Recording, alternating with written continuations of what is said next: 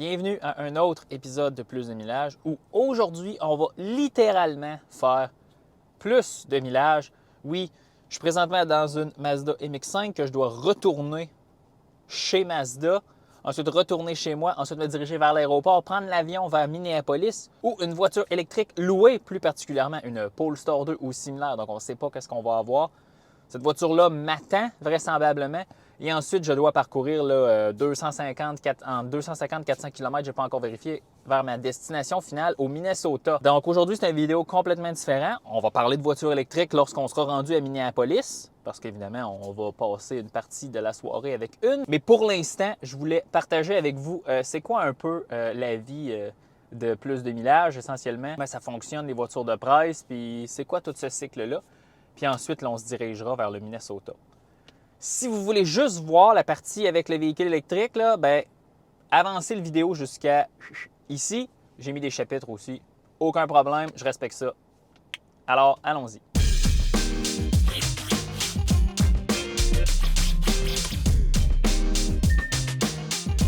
Bon, pour commencer, il faut, comme je vous disais, on va aller porter la MX-5 chez Mazda. Comment ça fonctionne, les véhicules de presse?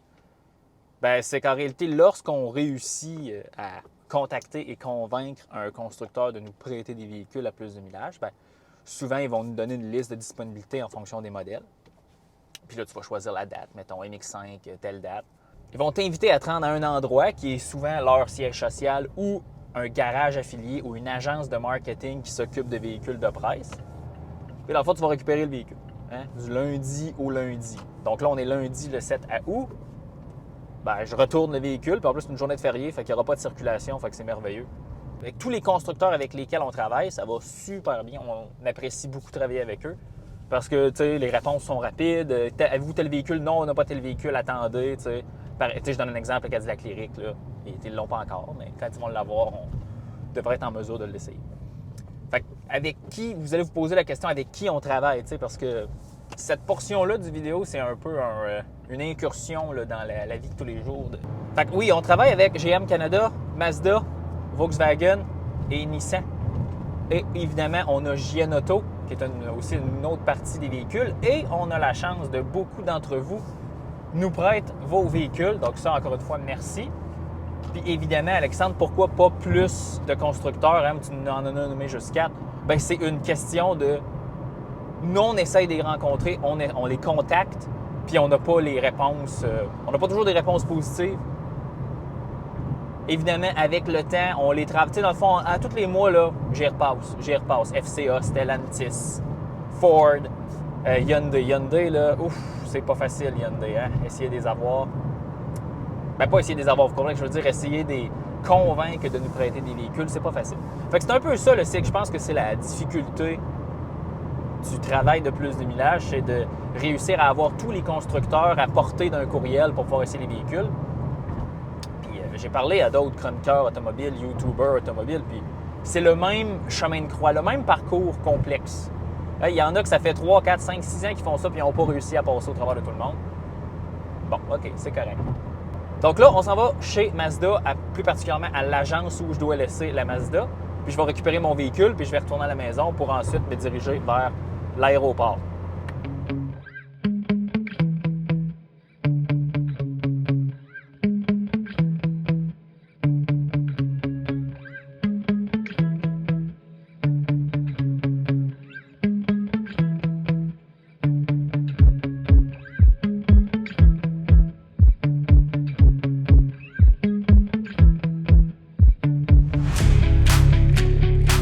Aussitôt fait, la Miata, la MX-5 est stationnée.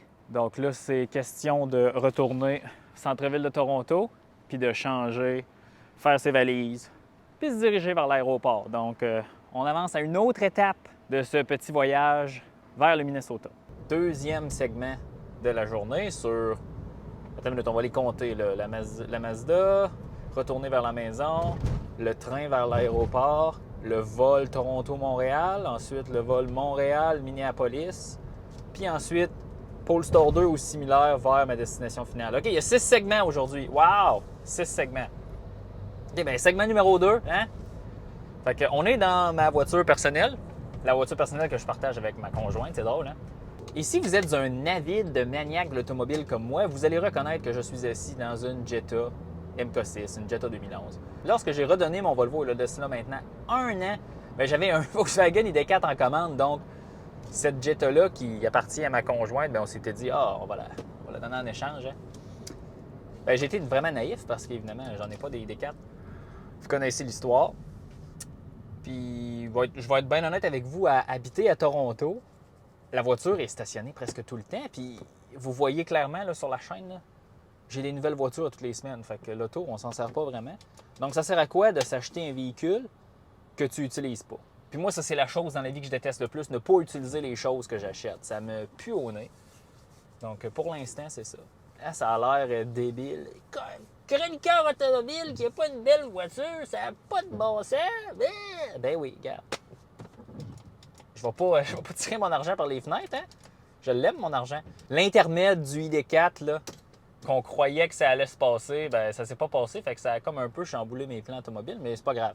Bien heureux, fonctionne très bien, cette voiture-là. Puis c'est parfait pour faire la navette entre tous les différents constructeurs lorsque j'ai besoin d'un véhicule. Donc, c'est le numéro 1. OK, donc, prochaine étape, on retourne à la maison. Puis ensuite, la prochaine fois qu'on se voit, probablement qu'on va être en direction vers le train qui se dirige vers l'aéroport.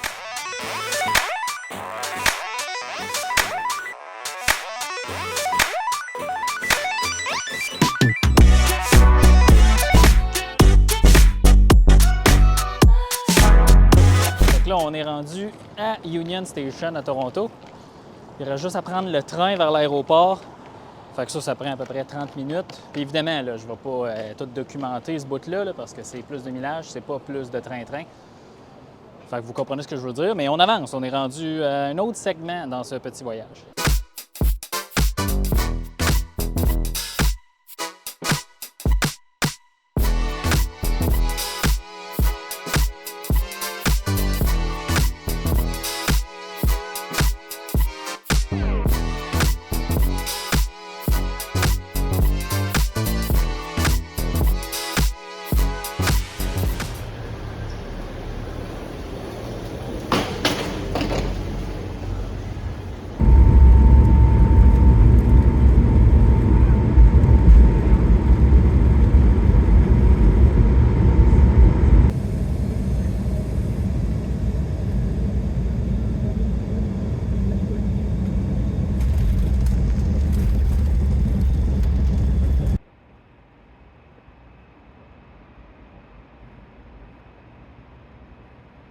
Bon, il est 22h34, 23h34 heure de Montréal. Je suis assis dans un Polestar 2 Single Motor Long Range qui semble avoir le pack pilote et le pack plus. Là, c'était un peu compliqué. Je suis arrivé dans un autre Polestar 2 qu'ils m'ont donné par défaut. Il y avait 64% de batterie. Je dis, ben non, hey, arrêtez là. Là, j'en ai un qui a 97%. Tout est beau, tout est parfait. Mais l'autre, c'était un 2 moteur. Mais bon, peu importe. Puis là, ici, il y a des modèles Y, des modèles 3, il y a des Volvo C40. Mais là, regardez, là, il est tard, j'étais pressé. J'ai pris la voiture qu'ils m'ont donnée. Donc là, j'ai mis ma destination dans le système de navigation. Je vais arriver à 38%, c'est 226 km plus loin. Puis là, la petite twist qu'il faut que je fasse, mon hôtel n'est pas exactement dans la ville de ma destination finale pour demain, pour ma réunion, peu importe. C'est pas important, ça, c'est pas important. Il faut que je fasse un autre 30 km de plus demain matin. Là, je vais me garder une marge de sécurité parce que là, on est dans un désert de recharge rapide. La plupart des bornes de recharge rapide au nord de Minneapolis-Saint-Paul, au Minnesota, sont dans des concessionnaires. Des concessionnaires. Fait que là, dans le fond, pas nécessairement accessible. Mais là, j'ai une destination, j'ai un concessionnaire GM que j'ai parlé au téléphone. Ils m'ont dit que leur borne 120 kW est disponible 24 heures sur 24 et c'est à la moitié du chemin. Donc, je vais m'arrêter là 15 minutes juste pour m'assurer que j'arrive à ma destination finale avec 50 % pour que demain, je puisse vaguer à mes occupations. Puis, il y a plein de bornes de niveau 2 un peu partout. Déjà, au moins, c'est bien. Puis, je vais être correct. Mais c'est fou, hein? Évidemment, oui, j'aurais pu prendre une Tesla. Puis ça aurait été super facile parce que mon hôtel a un super chargeur dans son stationnement. Le but de l'exercice, c'était la voiture qu'on me donnait par défaut, c'est elle que j'allais prendre. Si on me donnait une Tesla, c'était la Tesla, mais on m'a donné un Polestar. C'est le Polestar. Alors, on va se mettre en route vers Brainerd. je ne sais pas si c'est le nom, mais c'est comme ça que ça s'appelle, au Minnesota.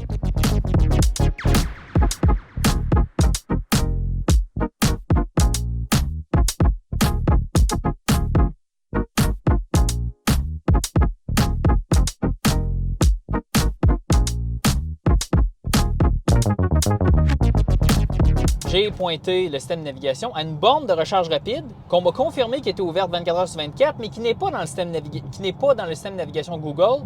Mais pourtant, c'est Google le système de navigation. Donc là, regardez. Je sais pas quoi vous dire, mais c'est ça. Puis c'est ça qui est en réalité le but de cette vidéo-là, c'est... Là, il y a comme rien d'arrangé avec le gars des vues, comme on dit en bon québécois. J'ai loué une voiture électrique pour le travail. J'ai eu la Polestar 2. J'aurais pu avoir une Tesla. Une Tesla, là, j'aurais quasiment pas fait de vidéo. Ça aurait quasiment été décevant pour vous. Mais là, on est dans une voiture avec un port CCS dans un désert de recharge rapide. Puis on va essayer de s'en sortir. Je suis pas mal sûr que je vais m'en sortir, mais pour le commun des mortels, ça va apparaître pas mal stressant. Puis on verra si ça l'est. 430 km d'autonomie restante. On arrive à la borne de recharge rapide dans 124 km.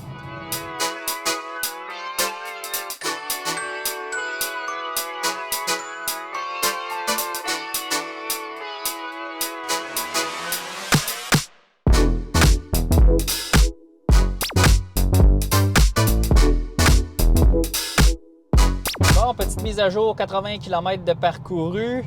On va arriver là, au point de recharge là, dans 30 minutes. Je suis vraiment bien assis dans la Polestar 2. Je m'étais fait l'idée que la Model 3, c'était confortable, suffisant, bonne voiture. Puis j'étais encore convaincu de ça. La Polestar 2 aussi, mais le confort des sièges de la Polestar 2, c'est un autre niveau comparé à la Tesla Model 3. Essayez pas de me dire, non, oubliez ça. Tesla Model 3, j'ai fait plusieurs milliers de kilomètres maintenant là, depuis que je fais plus de millage. J'en ai loué au moins 10. J'ai toujours un petit mal dans le dos. Là, puis j'essaie toujours de jouer avec le support lombaire. Puis t'es jamais capable de le faire disparaître. Puis certaines personnes vont dire, ouais, tu devrais toujours avoir ça. On a tous une morphologie différente. On est tous différents. Dans mon cas, à moi personnel, Tesla Model 3, il y a toujours une petite bosse dans le dos qui me gosse. Là, puis je m'habitue, mais elle me gosse. Polestar 2, je me suis assis là-dedans. Puis c'était... c'est comme un gant. Tu sais, un gant de golf, là, c'est tout en cuir, vraiment souple. Là, j'ai mis... Puis évidemment, moi, j'ai eu beaucoup de Volvo dans ma vie. Puis je m'assois là-dedans, puis c'est comme si je m'assoyais dans mon Nissan Skyline qui s'énerve. C'est correct. Mais tu sais, c'est comme si je m'assoyais dans mon S60 2019. C'est comme si je m'assoyais dans mon S60 2013. C'est comme si je m'assoyais dans mon Volvo V50 T5 All-Wheel Drive manuel 2005. Je suis chez moi ici. Puis ça va super bien. J'avais oublié, parce que ça fait peut-être... La dernière fois que j'ai conduit un Polestar 2, c'est à Noël 2022. Puis là, je m'assois là-dedans en août 2023. Wow! J'avais oublié comment c'était bon, le Polestar 2. En tout cas, c'était mon petit commentaire. La prochaine fois qu'on va se parler, ça va être au point de recharge. On va voir ce qui va arriver. Mais depuis tantôt là, que le système de navigation me dit que j'allais arriver à 63 % au point de recharge. Maintenant, je vais arriver à 67 %. Fait que la consommation moyenne, on était à 18,1 kWh par 100 km, donc les conditions s'améliorent. Je roule 110 km/h, je suis un peu fatigué, là, je pourrais peut-être rouler plus vite que ça, mais la limite, c'est 70 000 à l'heure, donc 110 km/h. Donc, OK. Puis ça va bien.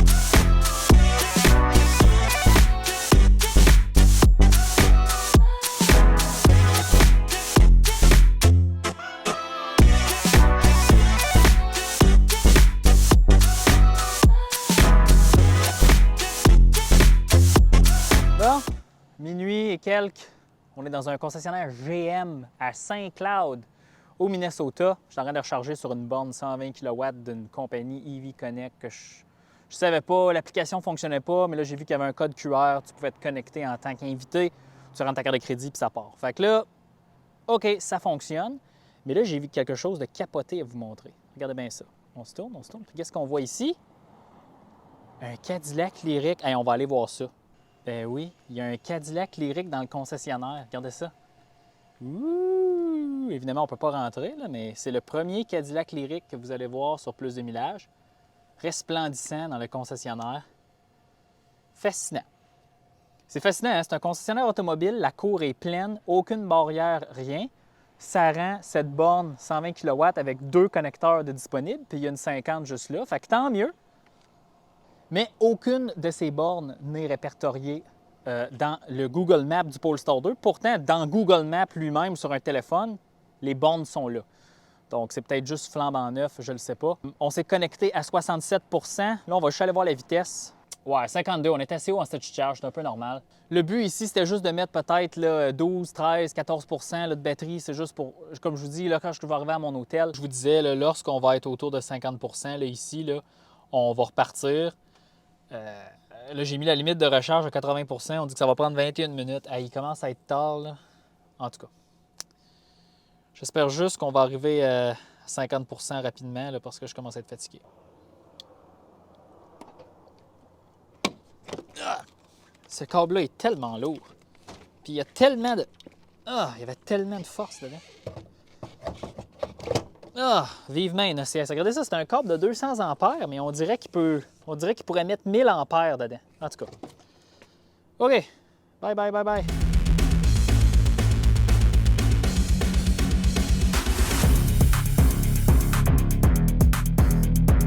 Je pense que c'est un bon moment pour regarder la performance des phares.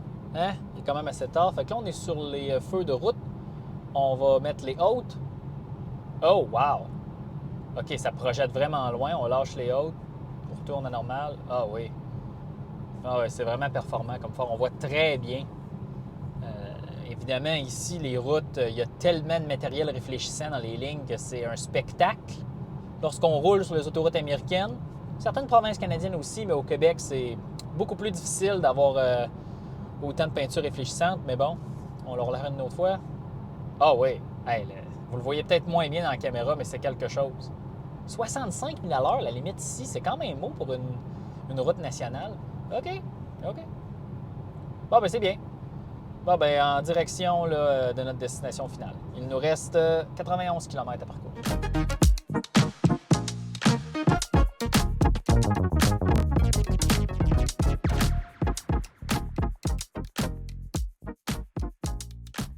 Il est maintenant 1h20 du matin, 2h20 à Montréal. Je suis finalement arrivé. Je suis super fatigué. Donc, on va juste faire le topo rapidement là, de cette journée 1 de ce voyage avec le Polestar 2. 19,1 kWh par 100 km. Lorsque j'ai sorti de l'Interstate, je suis allé recharger. Puis lorsque j'ai quitté la station de recharge, je roulais à la même vitesse, 70 000 à l'heure, 115 km/h. Puis la consommation a monté littéralement de 1 kWh par 100 km. C'est probablement le relief parce que c'était pas très venteux. Peu importe, c'est pas important. Tout va bien. Puis honnêtement, tout ce que j'ai à vous dire, c'est qu'on se revoit demain matin. Avec tout ça, j'avais envie de vous parler de comment j'ai organisé mon voyage parce que un néophyte aurait été complètement perdu et n'aurait jamais pensé tout cela possible. C'est super simple. Là. Lorsque je voyage, puis j'arrive dans des situations où c'est sûr que je vais avoir une voiture électrique puis je dois me rendre à l'extérieur des sentiers battus essentiellement, ben, j'utilise deux choses. J'utilise le site web ABRP, A Better Route Planner, ici, qui va me faire un itinéraire et simuler des arrêts de recharge, puis me donner une idée de ce qui pourrait se passer. Puis avec ça aussi, je peux me mettre des marges de sécurité. Ça, je vous invite grandement à utiliser ça lorsque vous voulez explorer les limites d'un véhicule qu'on va vous prêter ou même votre véhicule. Ensuite, votre meilleur ami, c'est PlugShare. Donc, ce que j'ai fait hier matin, essentiellement, avant le début du vidéo, sachant que ça allait probablement être un Polestar 2 ou autre chose, je suis allé sur PlugShare voir l'état de la recharge, où est-ce que je m'en allais aux États-Unis. Et ensuite, ce que j'ai fait dans PlugShare, j'ai filtré en fonction des connecteurs. Donc, j'ai pris juste le connecteur CCS pour me donner une idée. Et ça m'a donné ça. Ça m'a pas donné... Là, vous dites, hey, Alexandre, il y a plein de bornes. Mais effectivement, mais moi, je devais plus aller vers le nord ici, où il y a beaucoup moins de bornes. Ensuite, ce que j'ai fait, c'est que j'ai regardé mon itinéraire avec Google Maps ou A Better Route Planner, voir par où est-ce qu'on passe. Donc là, ce que je me suis rendu compte, c'est que l'endroit où j'ai rechargé à Saint-Cloud, plein de bornes de recharge rapide, tous dans des concessionnaires. Donc là, une par une, je suis allé voir. Ah, concessionnaire Nissan, pas ouvert 24 heures. Ah, concessionnaire Honda, pas ouvert 24 heures. Puis là, je cherchais plus non plus, je suis tombé sur concessionnaire GM où est-ce qu'on a rechargé hier. Puis là, j'ai regardé les informations. PlugShare, c'est très bien, ça vous donne un score, voir comment que les gens qui sont allés recharger ont trouvé. Ça avait un score de 10, donc c'était invitant. Mais nulle part, on me parlait que c'était ouvert 24 heures. Donc là, j'ai pris mon courage à deux mains. J'ai téléphoné au concessionnaire directement, j'aurais dit bonjour, blablabla. Est-ce que vos stations de recharge sont ouvertes 24 heures? On me dit, je te reviens. J'ai attendu une minute, mais on dit, nos stations sont ouvertes 24 heures. À ce que je sache, notre cours de véhicule n'est pas barré. Là, j'ai fait, oh, OK, c'est une chance à prendre, ça pourrait être faux. Mais à Better Route Planner m'avait dit d'arrêter 15 minutes à cette station de recharge parce que je lui avais dit, non, moi, je veux arriver à l'hôtel où je suis actuellement, avec 50 % de marge de sécurité. Et je partais avec 95 %, disons, de l'aéroport. Je n'avais aucune idée le statut de charge. Mais regardez bien ça. Je partais avec 97 % de statut de charge de l'aéroport. Je suis arrêté 15-20 minutes rechargé à ce concessionnaire GM-là. Et je suis arrivé à 50-51 % à l'hôtel. Donc, c'était précis. Ça a fonctionné. Je n'ai jamais réduit ma vitesse. Puis en réalité, je n'ai jamais eu peur. Le Polestar 2 allait se rendre. C'était officiel. Mais aujourd'hui, étant donné que dans quelques instants, je vais aller déjeuner et je vais aller travailler, ben j'avais besoin de quelques centaines de kilomètres d'autonomie parce que, je veux dire, mes réunions et toutes les choses que j'ai à faire aujourd'hui ne sont pas nécessairement aux alentours de l'hôtel. Il faut que je m'éloigne dans un rayon de 20-30 km. Puis aujourd'hui, je trouverai un moyen de la recharger sur une borne de recharge 50 kW qui traîne à quelque part ou une borne de niveau 2, c'est pas important, puis on documentera rendu là, mais à la fin, peu importe où vous allez, avec une voiture électrique, PlugShare, à Better Route Planner, sont des excellents outils pour planifier votre voyage. Et ça fait que moi, là, quand je voyage, ça ne me stresse pas. Si vous tombez avec une Tesla, ben on s'en fout. Hein? Vous avez juste à regarder la distance moyenne entre les superchargeurs là où vous allez sur la carte de superchargeur de Tesla. Vous pouvez même mettre ça dans un Better Route Planner pour vous donner une idée si vous faites des longs trajets, c'est parfait. Puis aussi, un autre allié lorsqu'on est au Québec, malgré que PlugShare intègre toutes les bornes Flow et du circuit électrique, l'application du circuit électrique est super conviviale aussi, puis il y a des petits filtres intéressants, ça vaut la peine de l'essayer. En réalité, mon coffre d'outils, c'est A Better Route Planner, PlugShare, l'application du circuit électrique. Avec ces trois-là, on fait pas mal tout.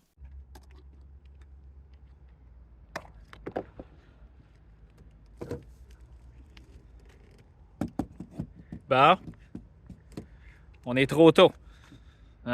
Probablement au printemps 2024. J'ai stationné la Polestar à côté, dans un superchargeur. Puis aussi, je voulais vous dire, si on m'avait donné une Tesla à l'aéroport, ce qui était tout à fait possible, il n'y aurait jamais eu de vidéo. Savez-vous pourquoi? Parce que si on se retourne, l'hôtel est juste derrière moi.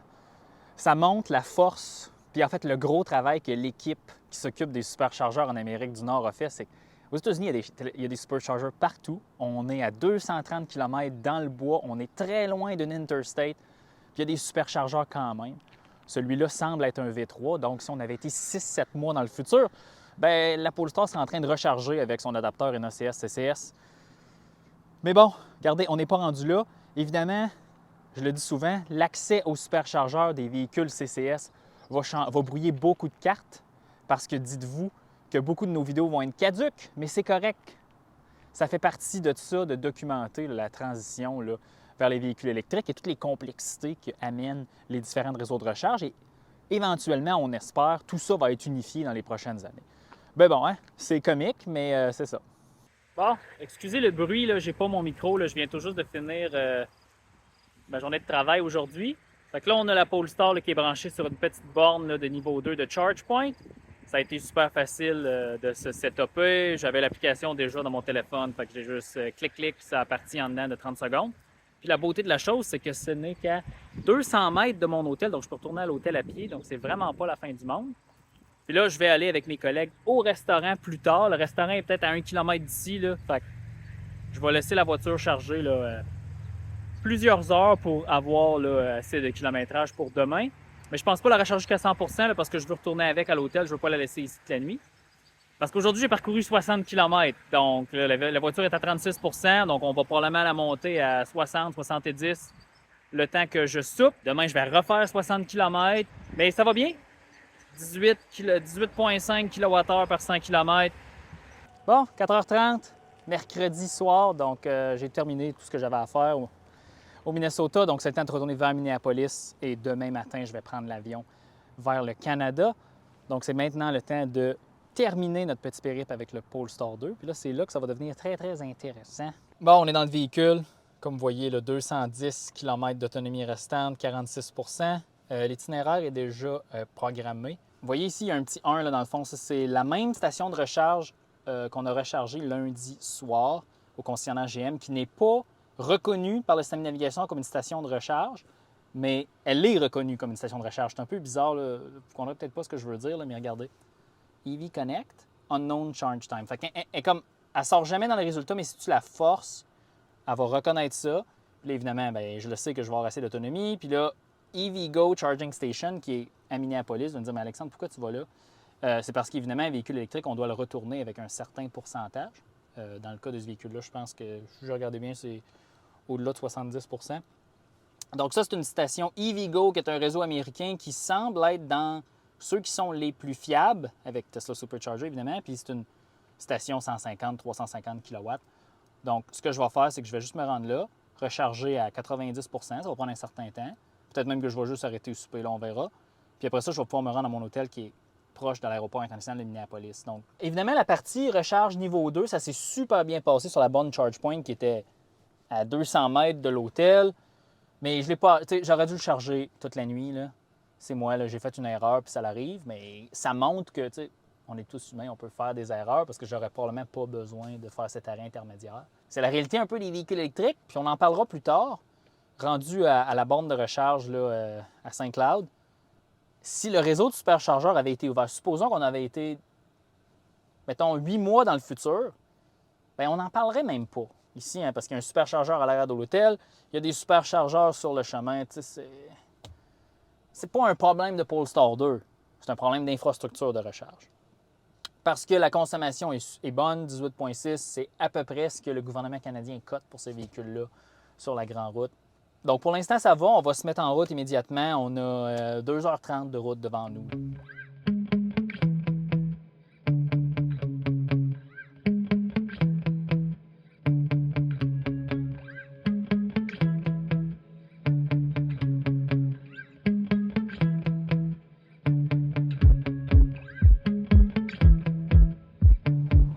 Je viens de faire un petit test là, dans les derniers 20-40 km. La limite de vitesse sur cette route est 65 000 à l'heure, exactement 105 km/h. On est à 105 km/h sur le régulateur de vitesse. Climatisation à 21, pas en mode éco, on est juste en mode normal, climatisation. On a une consommation d'à peu près 17,1-17,2 kWh par 100 km. C'est vraiment bien, honnêtement. Ça veut dire qu'on peut facilement faire 400 km sur l'autoroute en utilisant la batterie au complet. Je ne suis pas en train de vous recommander de le faire, mais ça montre que, en situation réelle, le Polestar 2 n'est pas si gourmand, malgré que les conditions sont idéales actuellement. Peu de vent, tracé extrêmement plat, la route est en bon état, donc beaucoup moins de friction. Dans le grain de la route que j'appelle le granulé, c'est des conditions idéales. Mais, à la fin, j'aime ça pouvoir répliquer, dans le fond, l'EPA ou le NRCan. Puis clairement, ça montre que si ces conditions-là étaient étendues sur 400 km, on pourrait les répliquer. Puis aussi, ça donne une indication que le véhicule est relativement efficace. Ce qui m'impressionne, parce que le Polestar 2, il ne faut jamais oublier, c'est pas un véhicule électrique. C'est pas une plateforme de véhicule électrique. C'est une adaptation de la plateforme du Volvo XC40.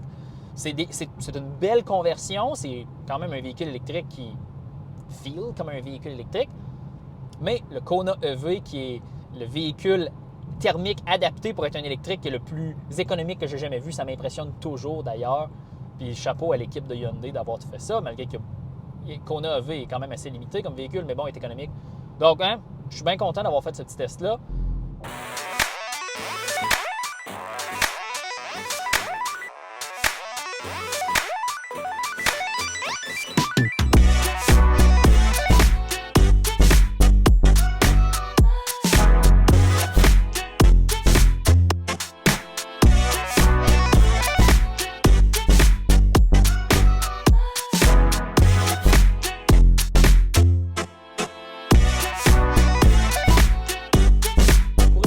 km de plus encore avec les mêmes conditions, puis je suis rendu à 16,2.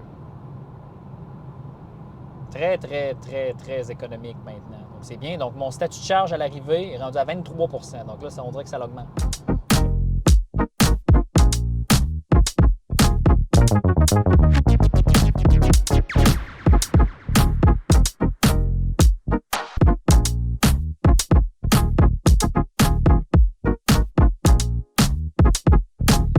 OK, donc la recharge vient tout juste de s'initier. On est à la même borne qu'on a commencé notre périple de 3 jours, la même borne dans le concessionnaire GM.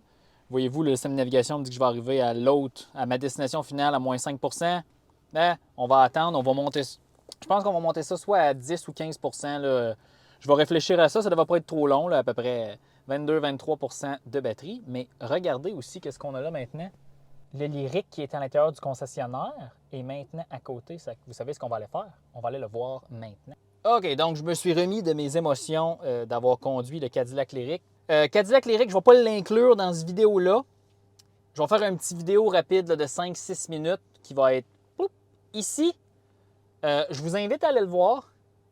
C'est pas révolutionnaire. C'est un véhicule qui coûte 80 000 $, puis il y a une immense batterie, puis blablabla. Mais d'un point de vue de expérience luxueuse et de confort, allez voir la vidéo. Le véhicule a rechargé plus que ce que je pensais. Le Polestar est actuellement à 52 % de statut de charge, 20 % à notre destination finale, là, qui est en tout cas proche de mon hôtel, peu importe, c'est pas important. Fait qu'on va embarquer sur l'Interstate 94 bientôt. Puis là, je pense qu'on va rouler parce que comme on dit, j'ai du tampon, je peux le brûler. Ça va bien aller. Fait qu'on va faire un test d'économie d'essence. On va faire un test d'efficacité de ce Polestar 2 à, comment on pourrait dire ça? À plus haute vitesse. Genre un 100 km/h plus les taxes, peut-être même un 100 km/h plus 2 fois les taxes. Mais la limite de vitesse est plus élevée sur cette autoroute-là, fait que c'est quand même tout à fait légal. Donc, mettons-nous en route.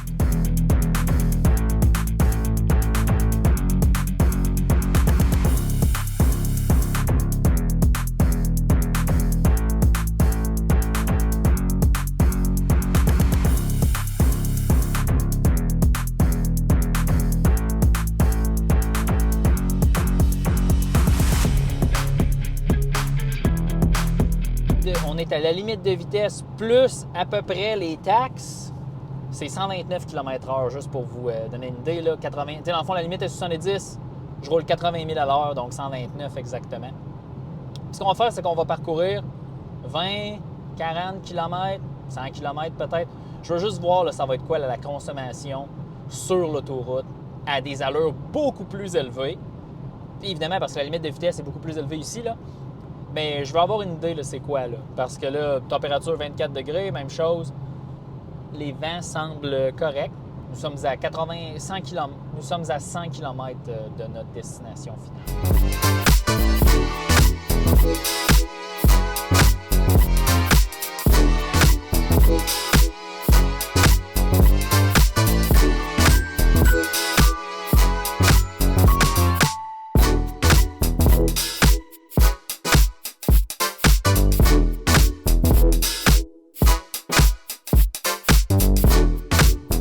OK, donc ça fait à peu près maintenant 38-39 km qu'on roule à 70 000 à l'heure plus les taxes. Puis c'est drôle parce que c'est exactement 70 000 à l'heure plus 15 %, c'est 80 000 à l'heure, donc c'est parfait. La consommation affichée ici dans les derniers 40 km, puis évidemment, c'est pas scientifique parce que c'est seulement ce qui est rapporté. Puis c'est juste 40 km, mais c'est juste amusant. 22,2 kWh par 100 km, incluant l'accélération sur l'autoroute. Donc, souvenez-vous, on était autour de 16 à 105, 65 000 à l'heure, 105 km/h, sur un tracé qui était relativement similaire, assez plat, pas beaucoup de circulation, quelques petites pentes, mais rien de significatif. Puis la consommation a augmenté de 6 kWh par 100 km. Donc, c'est significatif. En fait, essentiellement, c'est énorme. Évidemment, on s'y attend parce que c'est juste une question de la résistance de l'air. Puis le Polestar 2 n'est pas le véhicule le plus aérodynamique, beaucoup plus haut qu'une Tesla Model 3. Il y a un coefficient de traînée plus élevé que la Tesla Model 3, c'est un fait, c'est tout. Donc, on est rendu à 22,7. Donc, OK. Par contre, Polestar 2 à des vitesses, à la limite de vitesse plus les taxes, peu importe où vous êtes, très, très silencieux, très doux. Le suivi de voie, le pilote assist, qui est comme un autopilote un peu cheap, essentiellement, de Volvo. C'est comme un rail sur l'autoroute. Lorsque les lignes sont bien définies, c'est le cas ici. Super. C'est un véhicule. Si on avait beaucoup d'autonomie, ça serait toute qu'une machine d'autoroute. Évidemment, on n'a pas 500 km. C'est un long range, mais c'est pas vraiment un long range. C'est un normal range pour l'Amérique du Nord. C'est une augmentation d'à peu près 35-36 % de la consommation, donc c'est extrêmement élevé. C'est à peu près... dans le fond, c'est l'équivalent d'ajouter l'hiver sur votre consommation, mais là, on roule plus vite. Bien, ça vous donne une idée. Évidemment, rien de scientifique ici, mais c'était juste intéressant de le faire. Donc là, on va ramener ça à 125 km/h, 74 000 $, aucun problème. Je vous rappelle, la limite est de 70 000 $, qui est à peu près 112 km/h.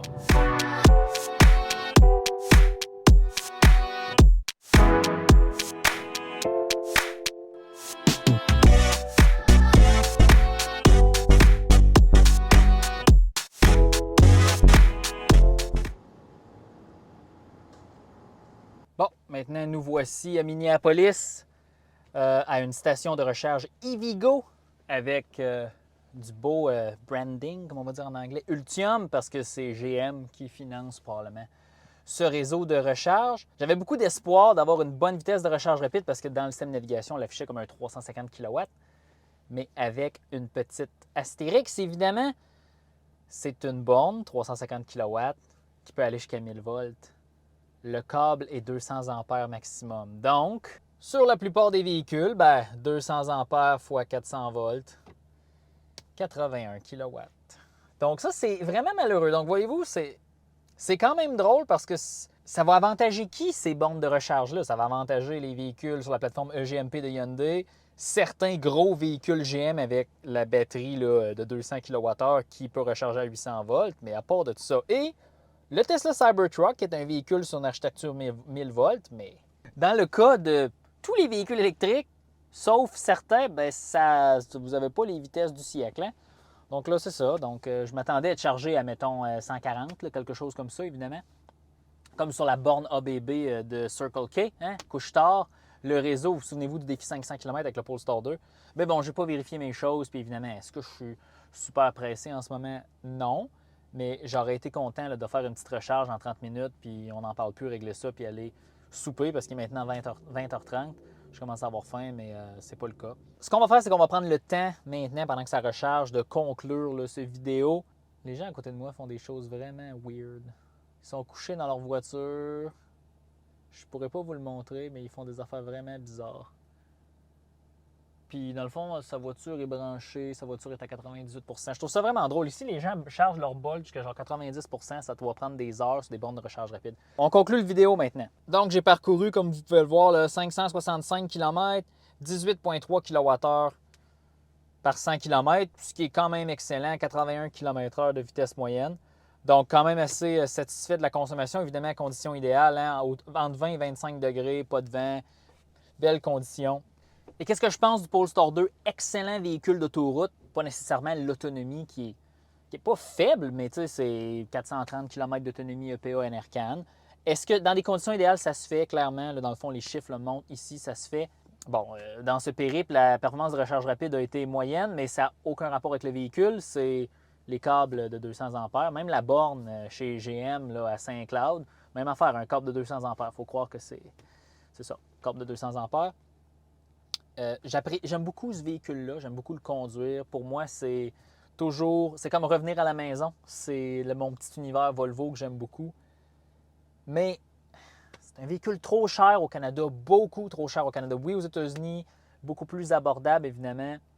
C'est un marché différent. Mais au Canada, malheureusement, je ne trouve pas que ça vaut la peine. C'est triste à dire. Oui, OK, la version de base, essentiellement. Mettons qu'on le prend sans le pack plus, sans le pack pilote, juste Polestar 2, 54 990, 500, je pense que c'est 514 km d'autonomie maintenant pour les livraisons là, cet automne.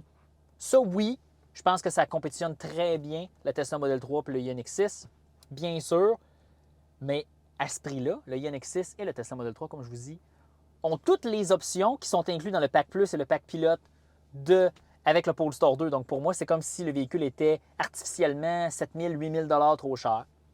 Mais bon, c'est personnellement le plus beau véhicule électrique sur le marché, la plus belle berline.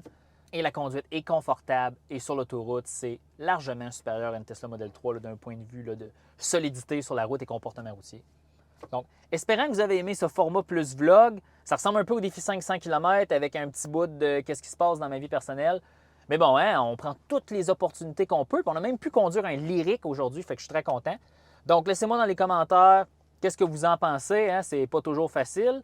Et honnêtement, le Minnesota, c'est vraiment pas la place pour emmener un véhicule électrique. Hein? C'est zéro pin bar, à moins d'avoir une Tesla, évidemment, parce que c'est la vie. Mais bon, c'est ça qui est ça. Je pense que je vais aller souper. On se laisse là-dessus.